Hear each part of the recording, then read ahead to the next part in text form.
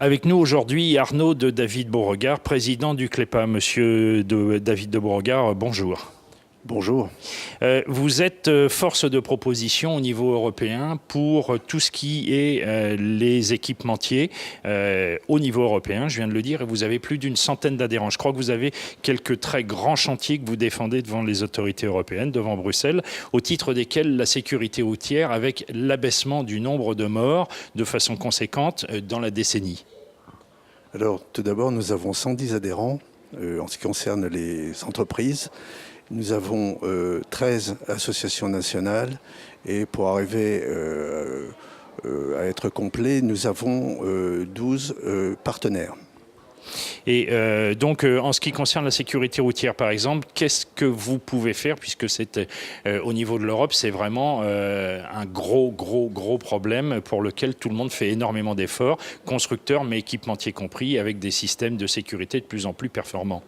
Alors c'est un domaine dans lequel des projets considérables ont été réalisés au cours des dernières années.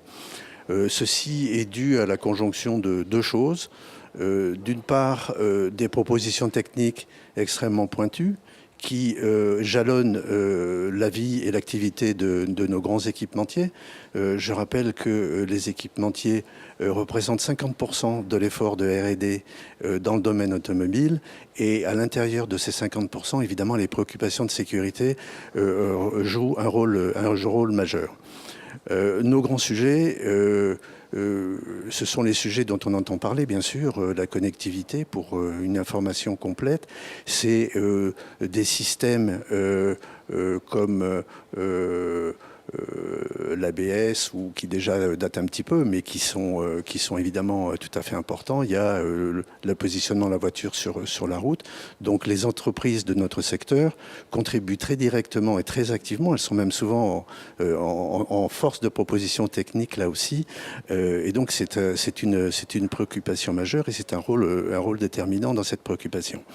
Nous avons un deuxième canal qui est la contribution à la réflexion et à la réglementation dans le domaine technique, où, compte tenu de notre savoir-faire, de notre expérience, de cette préoccupation de sécurité, de notre vision prospective, nous sommes en mesure de faire des propositions à Bruxelles et de discuter avec les autorités européennes de l'évolution de la réglementation.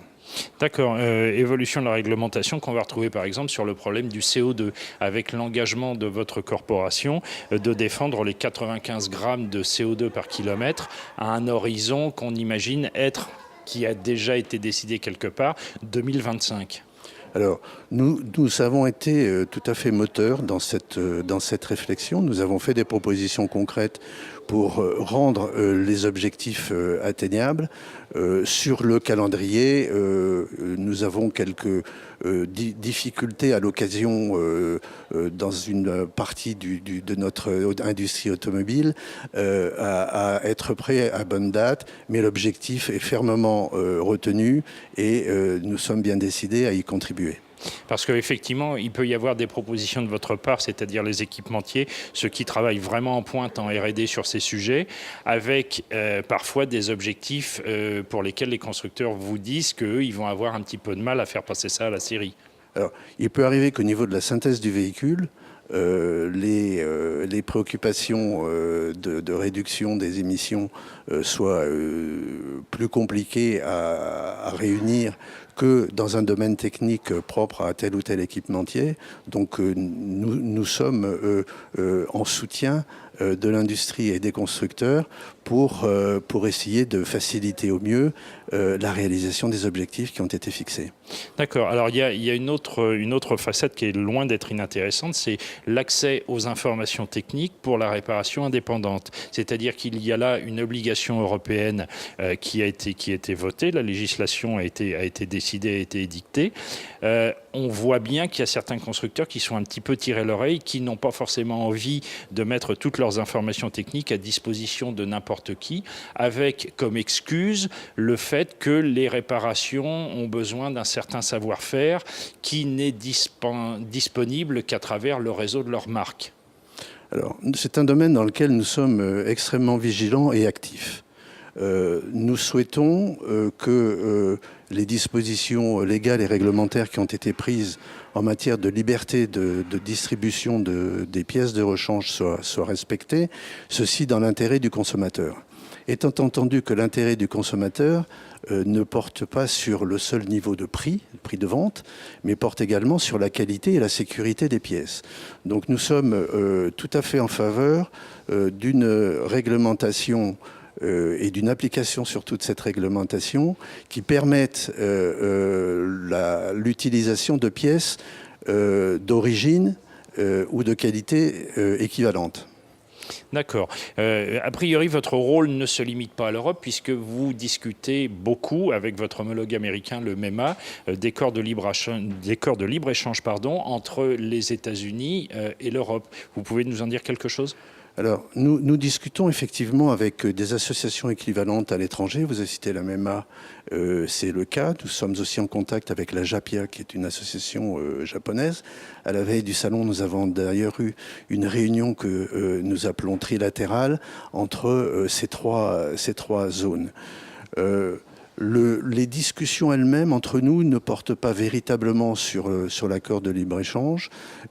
On évoque le sujet, mais la discussion sur les accords de libre-échange se fait essentiellement dans l'enceinte européenne où nous avons pris clairement position et nous sommes en faveur d'un accord qui permette une standardisation des normes et des standards. D'accord. Alors, autre chantier important et d'actualité, l'immobilité, parce que effectivement, les Français sont loin d'être ridicules en ce domaine. Il y a beaucoup d'applications, beaucoup de R&D. On fait le point avec vous ? Alors, comme vous l'avez indiqué, je suis là en tant que président d'une association européenne et donc je suis là pour soutenir et défendre les efforts de l'ensemble de cette industrie en Europe. Cela étant, votre indication est juste, c'est-à-dire que les Français ont tout à fait leur place dans le concert des grands acteurs dans cette préoccupation. En particulier, on sait qu'en matière d'immobilité, par exemple, Valeo a une position tout à fait éminente. Il est clair que sinon, en Europe, on ne peut pas passer sous silence les équipementiers allemands qui sont extrêmement en pointe sur tous les systèmes à la fois de sécurité comme ABS, ESP ou sur tous les systèmes de connectivité puisque ça fait des années qu'ils se passionnent et qu'ils travaillent beaucoup là-dessus. Voilà, je crois que c'est l'ensemble de notre industrie qui fait des efforts tout à fait remarquables dans ce domaine. Les Allemands, d'autres nationalités sont représentées, et je crois que c'est une manifestation de cette dynamique de la profession, dynamique évidemment très très large. Pour conclure, si mes informations sont exactes, ce soir vous avez un petit événement qui s'intitule Dinner for Winners, où vous allez récompenser, me semble-t-il, les adhérents les plus pointus en matière de R&D. Exactement. Cette manifestation est organisée tous les ans en collaboration avec Automobile Production. L'objectif est de manifester notre intérêt, notre grand intérêt pour l'innovation, qui est le moteur de la dynamique des équipementiers. Et nous souhaitons montrer concrètement cet attachement aux efforts de R&D de notre secteur, en distinguant les réalisations qui, année après année, marquent cette dynamique. Merci beaucoup.